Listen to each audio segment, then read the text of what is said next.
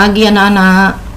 Materi kita pada pagi hari ini tentang pengelolaan bisnis retail, pelajarannya KD 1311. Kalian sudah pernah dapat sebelumnya di kelas 2 sebanyak 10 KD dari 3.1 sampai dengan 3.10. Nah, sekarang Ibu melanjutkan untuk KD 1311, yaitu tentang menerapkan prosedur administrasi bisnis retail. 4.11 membuat administrasi bisnis retail. Nah, adapun KD ini menyangkut 1. Pengertian administrasi bisnis retail, memahami berkas-berkas administrasi retail, mengidentifikasi prosedur administrasi retail. Selanjutnya, mengelompokkan administrasi retail dan melakukan proses administrasi retail. Tujuannya adalah 1. Menjelaskan pengertian administrasi bisnis retail, mampu memahami berkas-berkas administrasi retail, mampu mengelompokkan administrasi retail. 4.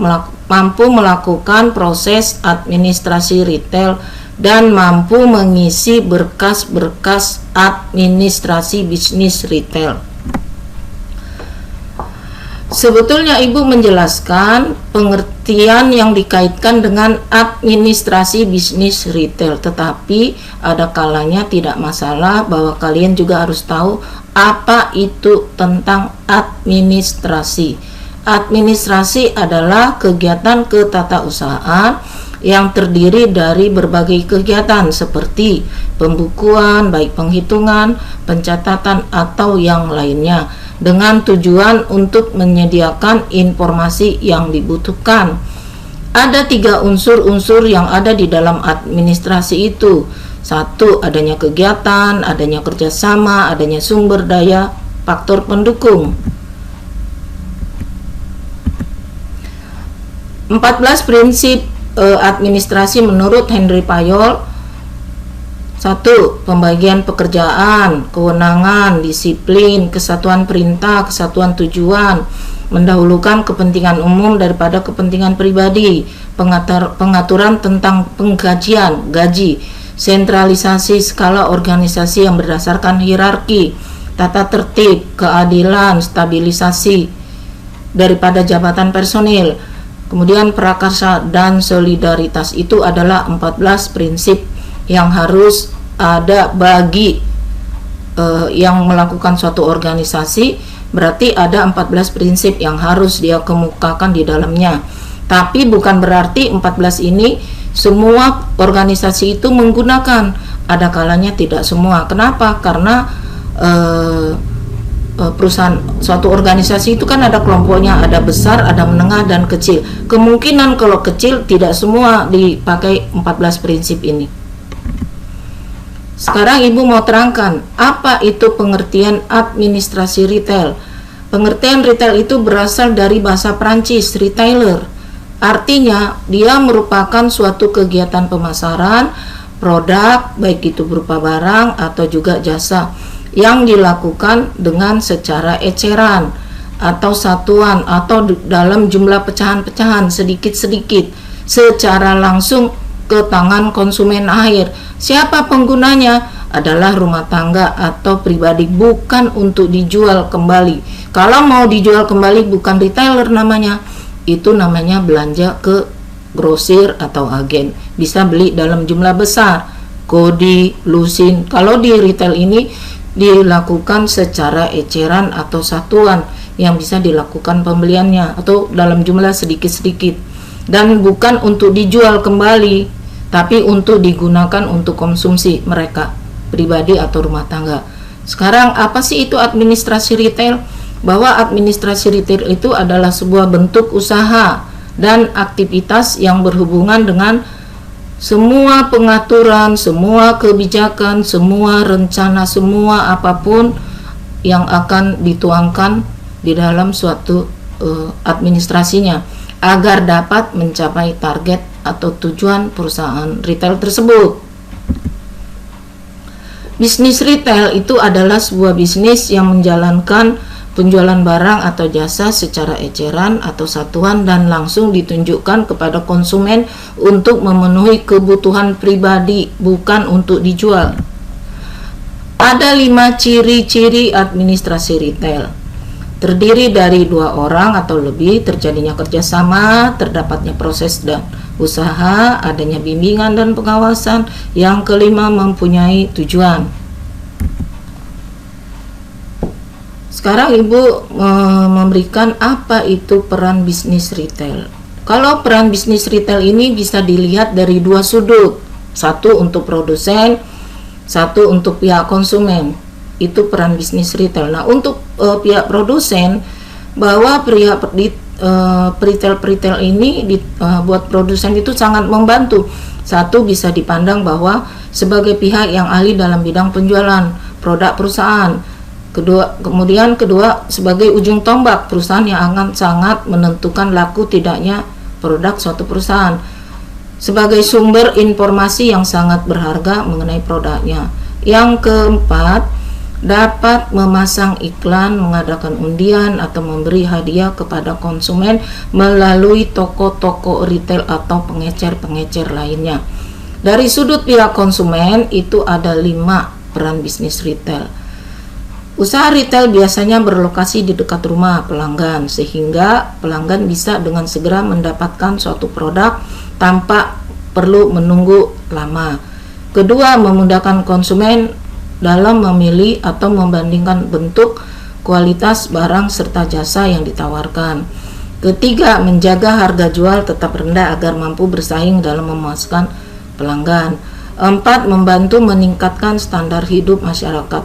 Yang kelima, adanya usaha retail juga memungkinkan dilakukannya produksi besar-besaran secara massal.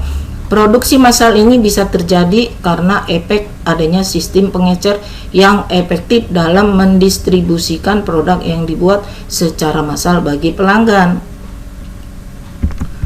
Fungsinya apa usaha retail? Ada 9 fungsi usaha retail ini. 1. Melakukan kegiatan usaha di lokasi yang nyaman dan mudah diakses oleh pelanggan. Kedua, memberikan keragaman produk sehingga memungkinkan pelanggan memilih produk yang diinginkan. Ketiga, memecah atau membagi jumlah dan ukuran produk yang besar sehingga dapat dijual dalam kemasan ukuran yang kecil. 4. Mengubah produk menjadi bentuk yang lebih menarik. 5. Menyimpan produk agar tetap tersedia pada harga yang relatif tetap. 6. Membantu terjadinya perpindahan barang melalui sistem distribusi. 7. Memberikan jaminan produk layanan purna jual dan turut menangani keluhan konsumen atau klaim. Memberikan fasilitas kredit dan sewa untuk memudahkan konsumen yang tidak bisa membayar secara tunai. Kemudian meningkatkan nilai produk. Kelebihan bisnis retail dan modern dan tradisional. Bahwa kelebihan bisnis retail untuk modern dan tradisional ini ada 5-6 keuntungan, ada kelebihan. 1. Keuntungannya besar. 2. Mudah dijumpai. 3. Memiliki hubungan yang emosional dengan para pelanggan. 4. Terdapat tawar-menawar harga. 5. Modalnya kecil. Kemudian yang ke-6, dia berada pada lokasi yang sangat strategis. Kekurangannya adalah 1. Kurang dianggap serius, analisa pasar yang masih kurang, promosi tidak dilakukan secara maksimal, ada anggapan bisnis retail itu akan mengganggu ketertiban. 5. Administrasi kurang. 6. Kurang memperhatikan keahlian dalam mengelola toko. Tujuan administrasi retail itu 1. Seorang pengusaha dapat memantau aktivitas administrasi perusahaan retailnya. Pengusaha dapat menilai kegiatan-kegiatan pengorganisasian perusahaan retailnya. Pengusaha mampu menyusun peningkatan usaha dan kegiatan pengorganisasiannya.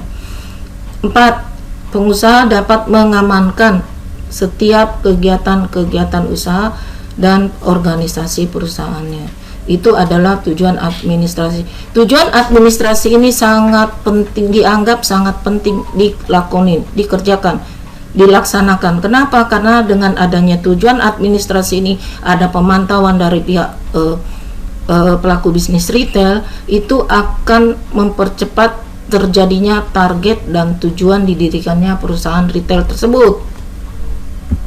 Retail ini dapat dikelompokkan ada tiga kelompok retail. Satu, pengelompokan berdasarkan unsur-unsur yang digunakan retail untuk memuaskan kebutuhan konsumen. B, pengelompokan berdasarkan sarana atau media yang digunakan. C, pengelompokan berdasarkan kepemilikannya. Nah, ketiga-tiga ini tentunya berbeda-beda. Yang A, Ibu jelaskan A dulu. Bagian A, pengelompokan retail berdasarkan unsur-unsur yang digunakan untuk memuaskan kebutuhan konsumen. Ini bisa terjadi karena jenis barang yang dijual masing-masing punya spek-speknya sendiri, spesifikasinya sendiri. Contoh, ada toko olahraga, ada toko buah, ada toko buku, dan lain sebagainya. Yang kedua, terjadinya perbedaan keanekaragaman barang yang dijual. 3, tingkat layanan. 4, mengenai harga. Kalau tingkat layanan ini tergantung apakah segmennya mau dilakukan layanan purna jual, misalnya barang diantar secara gratis atau tidak, itu tergantung dari maunya pihak pelanggan. Yang kemudian yang keempat adalah mengenai harga. Harga ini bisa berbeda. Berbeda kenapa? Mungkin dilakukan secara purna jual, jadi ada istilahnya excellent ya, pengiriman servis secara excellent. Kalau memang mau diantar berarti harganya juga akan berubah. Misalnya dari harga yang kita beli 200.000, misalnya ongkirnya adalah karena layanan ongkir kita pakai menggunakan mereka antar ke rumah, maka ditambah biayanya menjadi tambahan 5.000 menjadi 205.000.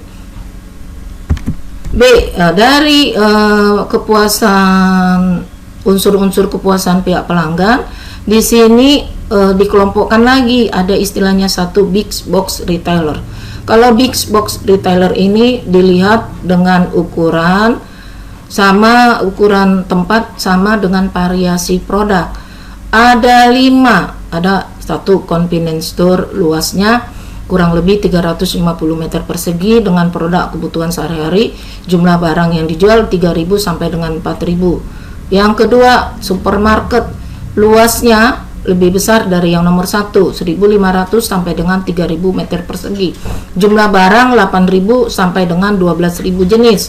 Supercenter itu lebih luas lagi, kurang lebih 3.000 sampai 10.000 meter persegi, jumlah barang 12.000 sampai 20.000 jenis produk yang dipasarkan. Kemudian warehouse, ini dari segi luas memang dia jauh lebih besar, kurang lebih 13.000 meter persegi, jumlah barang lebih sedikit daripada supercenter, 5.000 sampai dengan 8.000 jenis produk. Yang paling besar itu adalah hypermarket, kurang lebih 18.000 meter persegi lahannya, tempatnya, jumlah barang yang dipasarkan sejumlah kurang lebih 25.000. Yang kedua, gerai merchandise retail, toko diskon, toko khusus, dan department store. Kalau toko diskon ini berarti labelnya adalah berorientasi terhadap diskon. Kalau toko khusus berarti berorientasi terhadap sejumlah kategori barang terbatas. Contoh, misalnya ada showroom motor, mobil, dan seterusnya. Kemudian department store, variasi produk lebih luas, pembelian biasanya dilakukan pada masing-masing bagian pada suatu area belanja. B, pengelompokan berdasarkan sarana yang digunakan. Di sini ada 2 sarana yang digunakan.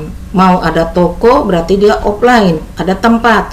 Mau online pun boleh, berarti dia menggunakan e-commerce online, berarti menggunakan internet, jaringan internet. Ada juga bahwa rata-rata si pelanggan ini mau ada offline, ada juga online, itu namanya omni marketing. Jadi omni marketing ini combine, ada toko online, ada juga tokonya bersifat offline. Jadi ada 2, offline oke, online juga oke. Itu namanya omni marketing. Kemudian pengelompokan berdasarkan retail kepemilikan. Satu, pendirian toko tunggal atau secara mandiri. Yang kedua, dia punya jaringan perusahaan. Kemudian yang ketiga, waralaba. Bagaimana menerapkan prosedur administrasi bisnis retail? Ini Ibu akan bahas bahwa yang namanya prosedur itu adalah tata cara melakukan pekerjaan yang telah dirumuskan dan diwajibkan. Biasanya prosedur meliputi bagaimana, bila mana, oleh siapa, tugas-tugas yang harus diselesaikan. Prosedur penjualan, prosedur administrasi retail ini dibagi 3. Ada penjualan tunai, ada penjualan kredit, ada pembelian. Jadi ada 3 prosedur administrasi retail dibagi 3, penjualan tunai, penjualan kredit, sampai dengan pembelian. Bagaimana cara menerapkannya? Ini ada prosedur pencatatan kegiatan administrasi retail, berkas-berkasnya beda-beda ya, antara penjualan tunai, penjualan kredit, sampai dengan pembelian. Kalau penjualan tunai itu ada 6 berkas. 1, order penjualan, penerima kas, penyerahan barang, penyetoran kas ke bank, pencatatan penerimaan kas, pencatatan harga pokok penjualan. Yang penjualan kredit ada order penjualan, penjualan kredit, pengiriman, penagihan, pencatatan piutang, dan pencatatan harga pokok penjualan. Berkas-berkas administrasi pembelian ada 6, bukti permintaan, surat pesanan, penerimaan barang, kartu persediaan, kwitansi, cek atau bilet giro, lalu mengeluarkan dokumen bukti kas keluar. Prosedur pencatatan administrasi transaksi itu dimulai tadi. Pertama, bagian pesanan penjualan menerima order dari pembeli, membuat nota penjualan. Kemudian bagian kasir menerima pembayaran dari pembeli dengan mengecap lunas nota penjualannya. Ketiga, melakukan penyerahan barang dengan menunjukkan bukti dari kasir. Keempat, pencatatan penjualan tunai. Bagian akuntansi melakukan pencatatan transaksi tunai pada buku penjualan dan buku penerima kas. Jadi ada 2 buku penjualan dan buku penerima kas dicatat di dalam buku penjualan tunai. Penyetoran ke kas bank. Bagian kasir menyetor kas yang diterima dari penjualan tunai ke bank dalam jumlah penuh. Artinya kalau dapat 10 juta berarti 10 juta yang disetorkan. 6. Pencatatan penerimaan kas. Bagian akuntansi mencatat penerimaan kas ke dalam buku penerimaan kas berdasarkan bukti store bank yang diterima di bank melalui bagian kasir. Kalau mau melakukan pencatatan penerimaan kas, berarti ditunjukkan bukti-bukti dokumen-dokumen yang ada seperti bukti store bank. 7. Pencatatan harga pokok penjualan. Bagian akuntansi membuat rekapitulasi harga pokok penjualan berdasarkan data yang dicatat dalam kartu persediaan. Untuk prosedur penjualan kredit, 1. Order penjualan sama dengan tadi penjualan secara tunai. 1. Dilakukan order penjualan. Bagian pesanan penjualan menerima order pembeli dan menambahkan informasi penting pada surat order dari dan pembeli, kemudian membuat surat order pengiriman. Dan yang penting di sini pengajuan persetujuan kredit, bahwa untuk penjualan kredit ini ada dulu persetujuan kredit dari pihak internal akuntansi, pihak akuntansi yang memberikan persetujuan kredit. Apakah si A yang mau melakukan penangguhan pembayaran secara kredit diperkenankan atau tidak? Nanti kalau sudah ada ACC, ditinjau dulu apakah dia nanti sanggup untuk melakukan pembayaran secara kredit. Kalau tidak, berarti tidak diizinkan. Kalau seandainya diizinkan, maka dikeluarkanlah bukti persetujuan penjualan dilakukan dengan cara kredit. Ketiga, melakukan pengiriman barang sesuai dengan informasi yang tercantum di dalam surat order barang dalam poin nomor 1. Lalu yang keempat, melakukan penagihan. Bagian penagihan membuat faktur penjualan, kemudian mengirimkan kepada pembeli. Kelima, setelah penagihan dilakukan pencatatan piutang. Bagian akuntansi mencatat tembusan faktur penjualan ke dalam kartu piutang. Kemudian baru dilakukan poin terakhir itu pencatatan harga pokok penjualan bagian akuntansi, pencatatan secara periodik total harga pokok produk yang dijual dalam periode akuntansi tertentu. Itu yang terakhir. Nah, untuk yang poin ke-6 ini, pencatatan harga pokok penjualan itu dilakukan supaya tahu keuntungannya kira-kira berapa. Adapun berkas-berkas administrasi penjualan itu ada 7. 1. Surat pesanan, atau bisa juga berupa PO, bisa juga SO, nota debit, nota kredit, faktur, laporan penerimaan barang, bukti buku daftar persediaan barang, ketiga kartu stok barang, 4 buku penjualan tunai, kelima nota, 6 faktur, 7 laporan penjualan. Ini adalah berkas-berkas administrasi penjualan. Selanjutnya, berkas-berkas administrasi transaksi penjualan itu terdiri dari 1. Surat pesanan, purchase order, atau bisa juga dengan surat order, nota debit, nota kredit, faktur, dan laporan penerimaan barang. Ibu akan menyampaikan satu persatu tentang surat pesanan, purchase order dengan SO, surat order. Ketiga dokumen itu sama fungsinya, sama dengan cuman bedanya dia formatnya yang berbeda, tapi intinya adalah sama untuk memesan suatu produk barang. Kita satu-satu dulu, mulai dari surat pesanan. Surat pesanan kalian bisa perhatikan di sini adalah surat yang dibuat oleh calon pembeli kepada penjual yang berisi pesanan pembelian barang-barang. Surat pesanan biasanya disusun dengan bahasa yang jelas, singkat, dan terperinci. Nah, di sini ada format daripada surat pesanan. Jadi di dalam format itu ada nomor, kode barang. Biasanya surat pesanan ini tidak perlu menuangkan harga karena dia bukan surat penawaran harga. Cukup dengan apa yang kita mau pesan, barang-barangnya apa yang mau kita pesan, itulah yang kita tuangkan. Yang dituangkan adalah misalnya kita beli di sini ada minyak goreng sebanyak, jumlahnya harus disebutkan plus satuannya juga harus disebutkan. Itu adalah surat pesanan. Lalu surat order pembelian sama dengan surat pesanan, dia juga merupakan dokumen yang digunakan untuk memesan barang kepada pemasok yang telah dipilih.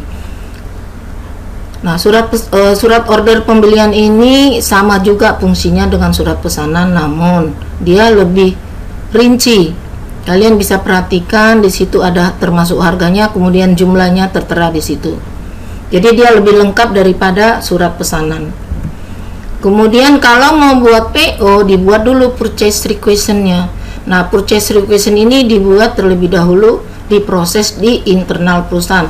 Setelah diproses, apakah disetujui atau tidak, baru nanti dikonfirmasi, maka jadilah purchase order. Purchase order sama dengan surat pesanan, sama juga dengan surat order pembelian. Surat purchase order ini adalah surat perjanjian kita dengan vendor bahwa kita akan membeli barang dengan ketentuan jumlah dan harga, di mana dokumen ini akan menjadi dasar bagi vendor untuk mengirimkan sejumlah barang. Biasanya PO ini lebih lengkap lagi. Nah, umumnya untuk perusahaan-perusahaan yang sedikit agak menengah sampai besar lebih menggunakan purchase order. Sama aja fungsinya dengan surat order pembelian, sama dengan surat pesanan. Tapi perusahaan besar biasanya lebih banyak menggunakan PO atau purchase order. Lalu ada nota debit dan nota kredit.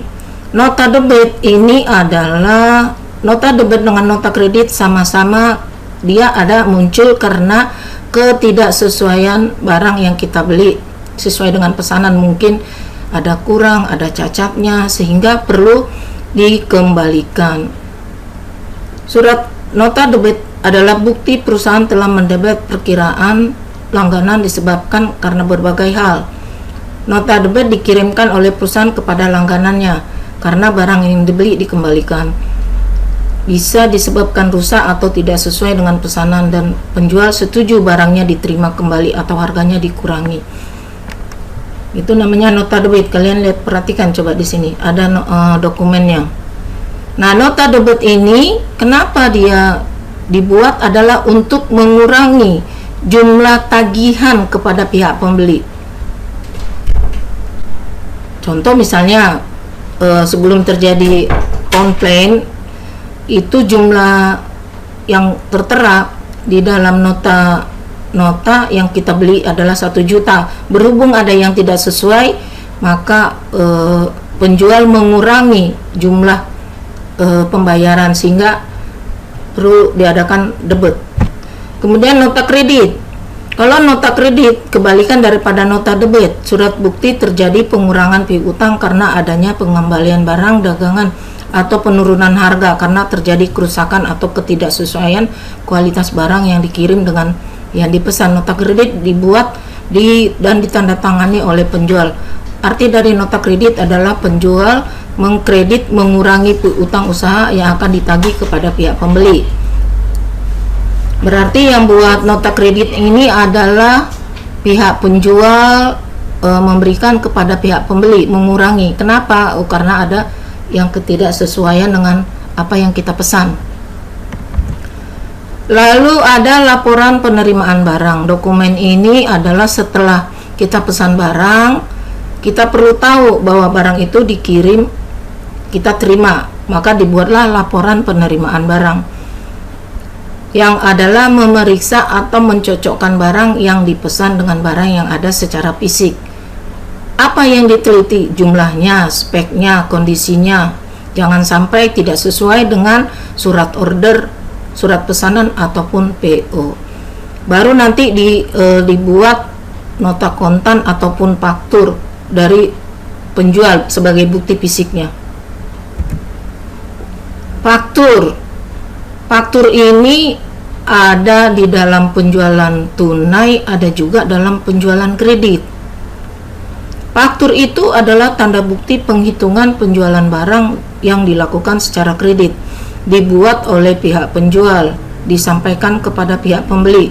Biasanya dibuat rangkap 2, yang asli diberikan kepada pihak pembeli, sementara yang kopinya diberikan kepada pihak penjual sebagai bukti pencatatan penjualan secara kredit. Nah, di sini kalian bisa perhatikan dokumen daripada faktur ini. Di sini ada antara syarat penyerahan dengan syarat pembayaran. Coba tolong diperhatikan mengenai syarat pembayarannya. Itu tertulis 2/10 N/30. Artinya nih, di sini tentang syarat pembayaran itu ada beberapa cara kenapa dibuat syarat pembayaran, supaya menginginkan pihak perusahaan itu jangan sampai terlalu lama pembayarannya. Sebelum berakhir bisa dilakukan pembayaran asalkan diberikan potongan, maka dibuatlah syarat pembayaran.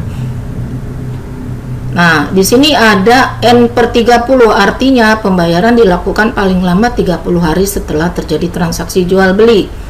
Berarti berakhirnya sampai 30 hari saja. Lewat dari itu mungkin ada kena denda dan seterusnya. 2/10, N/30 artinya jika pembayaran dilakukan sebelum maksimal 10 hari setelah terjadi transaksi akan mendapat potongan 2%, dan pembayaran faktur paling lambat 30 hari setelah transaksi. Sama juga dengan poin di atas, lewat dari 30 hari maka akan kena denda. Lalu ada 2/10,1/15, N/30 berarti batasnya adalah sampai 30 hari. 2/10 artinya transaksi dilakukan kurang dari 10 hari maka dia akan mendapat potongan sebanyak 2%. Yang 1/15 artinya batas waktu yang diberikan 15 hari, lewat dari itu tidak mendapatkan potongan sebanyak 1%. Lewat dari 30 hari mungkin akan kena denda. Sama dengan poin pertama, kedua. Kemudian EOM, end of month, artinya pembayaran dilakukan paling lambat pada akhir bulan berjalan. N10 EOM Artinya pembayaran harus dilunasi paling lambat 10 hari setelah akhir bulan tanpa potongan. Perhatikan di sini garing 30 itu artinya batas waktu maksimal yang ditentukan, bisa saja 60 hari. Jadi kamu nanti jangan kaget kalau misalnya ibu berikan contoh sebanyak 60 hari, berarti batasnya adalah 2 bulan. Itu untuk syarat pembayaran yang ada di dalam nih, perhatikan coba. Nah, ini nanti 2N per 10 N per 30 itu kaitannya kemana? Ke dalam jumlah. Ini ada jumlahnya 19.020.000. Nah, nanti itu kalau ada potongan 2 per 10 2%, berarti jumlahnya berarti bukan sebanyak itu, akan mendapat potongan. Berarti kurang dari 19 juta rupiah, 20.000 rupiah perak. Dokumen kedua itu adalah buku daftar persediaan barang. Kartu persediaan barang dagangan adalah kartu yang mencatat segala transaksi berkaitan dengan mutasi atau keluar masuknya barang dagangan dalam suatu perusahaan. Barang dagangan adalah barang yang disediakan untuk dijual. Bagaimana dokumennya? Nih ada contohnya.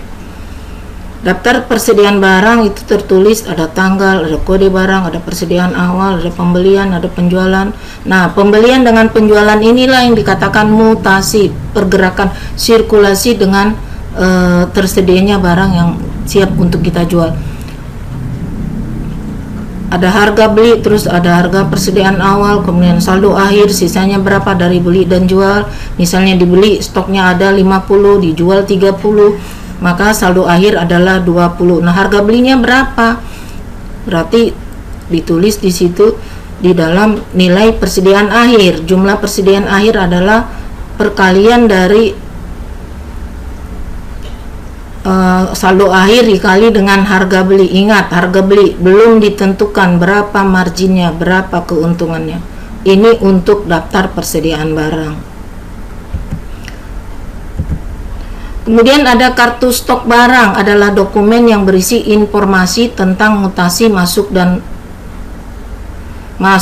dan keluarnya suatu barang dari dalam gudang dalam periode tertentu. Nah, di dalam stok barang inilah laporan stok barang, dari situlah kita tahu berapa kita punya stok akhir.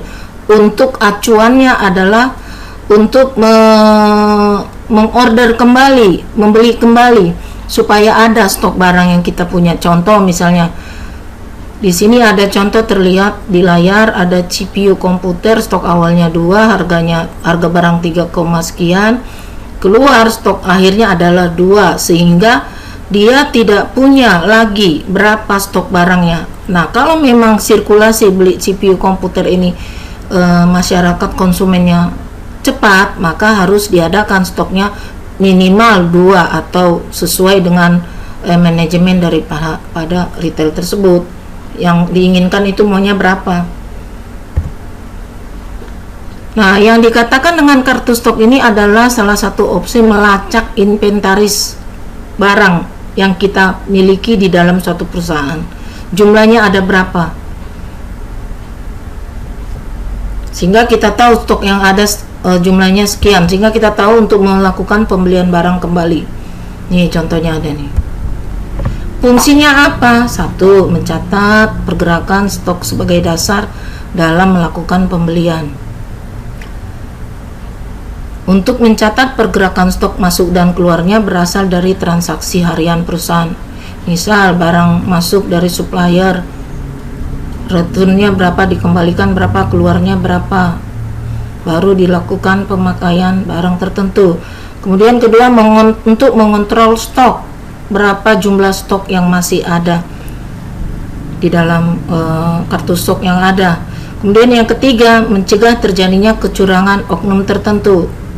Kadang-kadang bisa aja terjadi kecurangan, dimanipulasi, data yang ada sekian ternyata dituangkan di dalam kartunya tidak sesuai dengan realnya barang yang ada di dalam gudang. 4. Merupakan dokumen penting untuk pelacakan mutasi barang. Dalam kartu ini tersimpan histori perputaran stok sehingga kartu stok merupakan dokumen penting untuk melakukan pelacakan mutasi barang. 5. Sebagai alat audit perbandingan. Fungsi terakhir ini dapat dimanfaatkan sebagai alat audit perbandingan dengan dokumen transaksi yang ada serta mencegah terjadinya manipulasi atau kecurangan oleh pihak-pihak tertentu yang tidak bertanggung jawab. Kemudian yang keempat adalah buku penjualan tunai. Kalian tahu bahwa penjualan tunai itu adalah penjualan yang dilakukan, ada barang, langsung kita lakukan pembayarannya. Apa buktinya? Buktinya adalah berupa nota kontan. Jadi ada kaitan nomor 4 dengan nomor 5. Setelah dilakukan penjualan secara tunai, maka dibuatlah nota kontannya. Nah, nota kontan ini merupakan suatu bukti untuk dibuat di dalam buku penjualan tunai. Nah, berarti di dalam buku penjualan tunai ini berapa jumlah barang yang terjual dibuktikan dengan nota, lalu dibukukanlah di dalam penjualan tunai. Itu namanya buku penjualan tunai. Jadi beda ya, buku penjualan tunai itu rekaman dari berbagai nota kontan. Yang poin kelima, rekaman ini misalnya ada 1000 nota kontan. Nah, 1000 nota kontan itu dijadikan di dalam buku penjualan tunai, maka terekam total penjualan kita untuk 1 hari, seminggu, 1 bulan, itu dari situ kelihatan. Jadi harus dibuktikan dengan nota, tidak boleh tidak dibuktikan dengan nota. Kemudian faktur, tadi Ibu sudah terangkan tentang faktur. Nah, di dalam faktur ini adalah suatu tanda perhitungan penjualan barang dilakukan secara kredit. Jadi ada 2 rangkapnya, yang asli diberikan kepada pembeli biar dia tahu untuk penagihan nanti, kemudian yang kopinya dipegang oleh pihak penjual sebagai bukti pencatatan di dalam penjualan secara kredit. Ini tadi Ibu sudah terangkan di awal. Yang ketujuh adalah laporan penjualan. Nah, laporan penjualan ini berisi tentang transaksi penjualan baik per pelanggan maupun perinciannya. Di dalam laporan penjual ada tanggal, ada surat bukti, ada kode barang, banyaknya jumlah satuan yang kemudian nama barang, harga jual, dan seterusnya, jumlah dan keterangan. Dari mana kita ambil? Dari buku penjualan tunai, dituangkan di dalam rekapitulasi laporan penjualan. Jadi banyaknya nota nanti dituangkan di dalam laporan penjualan. Nah, dari situ ketahuan berapa aset yang terjual dari persediaan barang yang kita lakukan. Nah, setelah itu ada namanya bukti kas masuk. Bukti kas masuk ini kalau kita terjadi transaksi penjualan, berarti kita terima uang, maka dituangkan di dalam bukti kas masuk. Adalah tanda bukti internal bahwa perusahaan telah menerima uang secara sah atau secara tunai. Dibuktikan dengan ini, contoh bukti kas masuk 150.000, bukti kas masuk 14.250.000, berarti sebanyak ini nanti direkam di dalam kartu berapa jumlah uang yang kita terima dari hasil penjualan atau juga dari hasil tagihan piutang. Nah, Ibu sekarang mau jelaskan berkas-berkas administrasi transaksi pembelian. Ada 6. 1. Bukti permintaan. 2. Surat pesanan. 3. Penerimaan barang. 4. Kartu persediaan. 5. Kwitansi atau cek atau beliat giro. Kemudian 6 baru dilakukan bukti kas keluar. Kalau pembelian berarti kita melakukan sejumlah pembelian, berarti harus dibuktikan dengan bukti kas keluar. Nah, berkas-berkas administrasi pembelian itu dibagi 2. Bisa pembelian secara tunai, ada pembelian secara kredit. Untuk pembelian tunai, bukti transaksinya diperlukan nota kontan dan kwitansi atau cara pembayaran lainnya. Sedangkan pembelian secara kredit hanya menerima faktur. Faktur inilah yang jadi dasar bagi pembeli untuk pembelian tunai dan pembelian kredit. Kalau pembelian tunai itu tanda buktinya berupa nota kontan dan kwitansi atau boleh cek atau boleh bilet giro. Sedangkan pembelian kredit hanya menerima faktur saja. Sekarang Ibu bahas satu, bukti permintaan. Bukti permintaan adalah permintaan yang berkaitan dengan keinginan konsumen akan suatu barang atau jasa yang diinginkan atau ingin dipenuhi. Tapi sebelumnya dia harus mengisi dulu bukti permintaan barang. Apa saja yang diperlukan, speknya seperti apa, jumlahnya bagaimana, harganya berapa, disetujui atau tidak oleh bagian akunting, tanggal permintaan. Lalu yang kedua, dibuat surat pesanan. Sama dengan penjualan tunai maupun penjualan kredit, ada surat pesanan. Surat pesanan ini sama dengan PO, sama dengan surat order pembelian. Di sini di dalam pembelian administrasi retail pembelian cukup membuat surat pesanan saja. Nah, surat pesanan adalah surat yang dibuat oleh calon pembeli kepada penjual yang berisi pesanan pembelian barang-barang. Surat pesanan harus disusun dengan bahasa yang jelas dan singkat dan terperinci. Kalau misalnya dia mau melakukan pembelian kredit, maka akan tertulis seperti lihat di dokumen, pembayaran tunai setelah barang kami terima di gudang. Itu namanya secara tunai. Tapi kalau misalnya dilakukan secara kredit, bunyinya pembayaran dilakukan secara kredit dengan tenggang waktu 3 bulan dari tanggal transaksi. Hanya beda kalimatnya toh. Kalau misalnya dia mau melakukan pembelian secara kredit.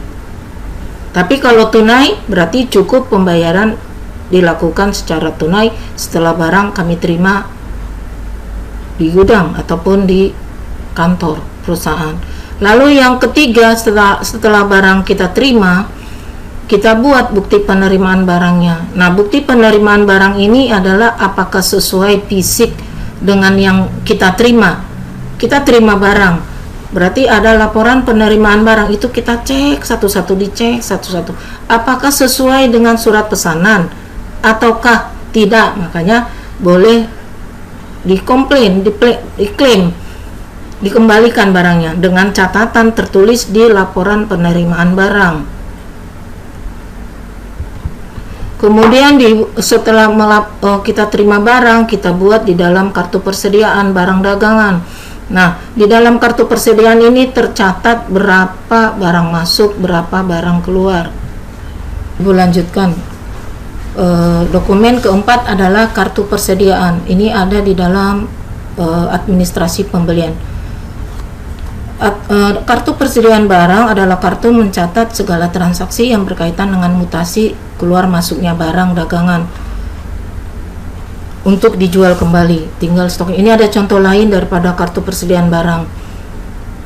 Bisa menggunakan metode IPO, LIPO, dan AC. Ini untuk selanjutnya nanti akan Ibu terangkan di pertemuan berikutnya. Lalu yang kelima, kita beli barang berarti kita harus bayar barangnya. Berarti kita mengeluarkan uang. Bisa berupa kwitansi. Kwitansi adalah bukti penerimaan sejumlah uang yang ditandatangani oleh penerima uang dan diserahkan kepada yang membayar sejumlah uang tersebut. Terdiri dari dua bagian. Satu bagian untuk penerima barang, satu bagian untuk. Lalu ada cek. Cek, antara cek dengan bilet giro, Ibu gabung ya dua-dua ya terangkannya. Cek dengan bilet giro ini juga bisa digunakan untuk melakukan suatu pembelian barang secara tunai. Cek itu adalah alat bukti mengeluarkan sejumlah uang yang tertera di dalam surat cek itu. Misal kita keluarkan cek sebesar 14.250.000. Lihat di sini ada itunya, tandanya. Sama juga. Nah, kalau misalnya bilet giro ini adalah surat perintah untuk memindahkan sejumlah uang dari rekening nasabah yang satu ke rekening lainnya. Jadi kalau kita tidak punya nomor rekening, kita tidak bisa menggunakan bilet giro. Yang bisa menggunakan bilet giro adalah yang memiliki nomor rekening di dalam bank. Jadi dia cukup memindah bukukan, bukan seperti cek.